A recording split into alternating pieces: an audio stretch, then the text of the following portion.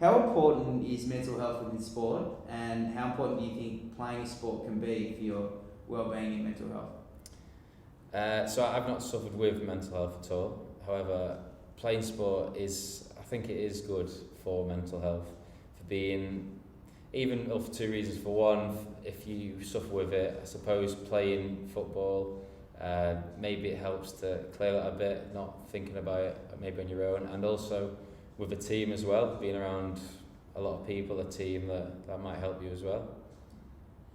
Do you think sporting organisations focus enough on mental health? As growing up, it's never something I've suffered with but at the same time, I've never really heard anything from a club or anything that would deal with that. Yeah. However, like I say, there's been no one that has needed that help. I think mental health is quite important in sport. In football in particular, I know if you're not quite with it, or you're struggling with something, or you've got something on your mind, it does affect how you play. You're probably not as focused, does distract you a bit, I suppose. It is important for positive mindset when you're playing, or even just the mindset of clarity, really, so you're not distracted. How important is sport to mental health? I think it can be quite important. You've got your friends, obviously. The majority of the teams you play with, you are in a friendship environment as well. It's a distraction, I suppose, if you've got problems at home, or if you're not happy with things, I suppose it is a distraction. And even if you have a bad game, sometimes you can get picked up, and if you have a good game, then it can have a positive effect. It can really cheer you up. A lot of the guys on our team, it's a massive thing to them, so it does really affect your week if you have a bad game or if you don't get a good result. Sure. It's difficult to say at the junior level. Now, I'd say when we were juniors, I'd say no. I don't. Even though it wasn't that long ago, I don't think mental health was a thing for juniors when we were that age. So it's becoming people become more and more aware of it. It's less of a people feel they can talk about it more. I'd say they're making more aware of it. I don't personally know whether they're doing enough, actually, more than trying to make people aware of it. It's one thing saying, like, we're here if you want to talk, but sometimes it's easy to say, it's not always what's needed.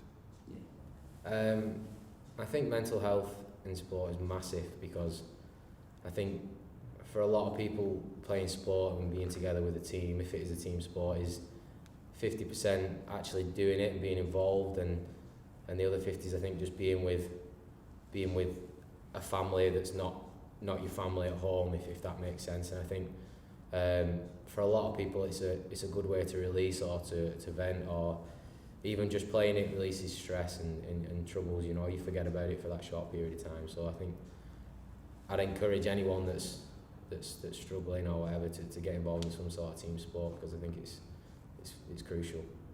Do you think sporting organisations focus enough on this, especially at a junior level?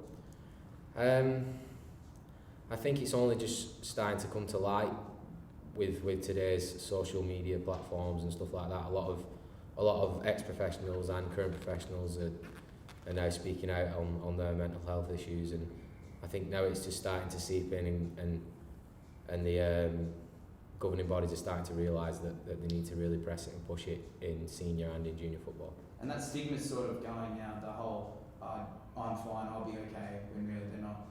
Well, I think so, yeah, because a lot of people are always afraid to say what might be the problem, or if they've got issues. But I think now with social media, it's very easy to put something out there and not get a lot of feedback, which I think is what some people want. They just want to be able to tell people and people to listen and not come back so much. So yeah, I think it's the